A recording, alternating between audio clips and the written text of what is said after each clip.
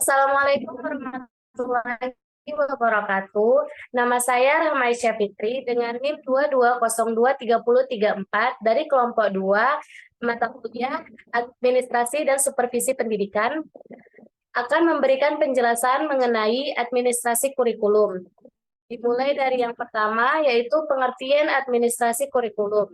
Administrasi kurikulum merujuk pada proses perencanaan, pengembangan, implementasi, evaluasi, dan pembaruan kurikulum di lembaga pendidikan.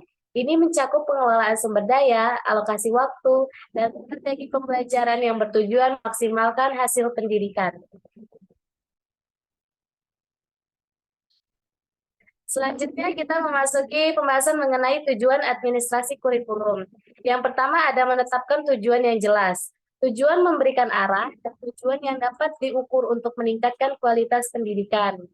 Dan optimalkan proses pembelajaran, melakukan evaluasi konstan untuk mencapai standar pendidikan yang ditetapkan.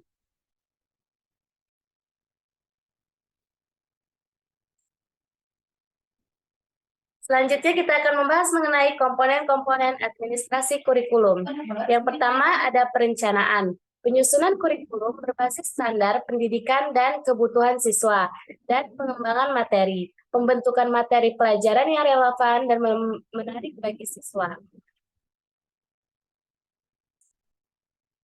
Selanjutnya kita akan membahas mengenai proses pengembangan kurikulum. Yang pertama ada identifikasi kebutuhan, memahami persyaratan siswa dan tuntutan pasar kerja di masa depan. Yang kedua ada desain kurikulum, mengembangkan struktur dan isi kurikulum yang mencakup kebutuhan siswa.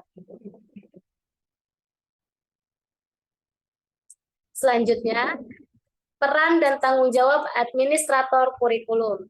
1. Keputusan strategis, menyusun kebijakan kurikulum yang sesuai dengan tren pendidikan global.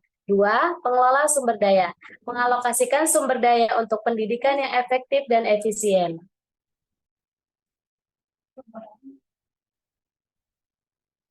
Selanjutnya, tantangan dalam administrasi kurikulum, yaitu perubahan kebijakan, tekanan untuk terus beradaptasi dengan tuntutan regulasi pendidikan dan kebutuhan inovasi, menjaga kurikulum agar relevan dengan perkembangan ilmu pengetahuan dan teknologi.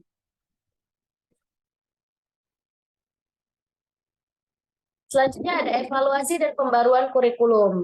Yang pertama, pengumpulan data. Mengumpulkan data hasil belajar dan umpan balik dari stakeholder pendidikan. 2. Analisis kualitatif. Terakhir, pembaruan. Evaluasi hasil untuk merancang perubahan dan perbaikan kurikulum. Yang terakhir, kita masuki kesimpulan dan rekomendasi. 1. Pelatihan administrator. Menyediakan pelatihan kontinu untuk meningkatkan keterampilan administrator kurikulum. 2. Kolaborasi dengan industri. Memperkuat koneksi dengan industri untuk memastikan kurikulum sesuai dengan kebutuhan pasar kerja.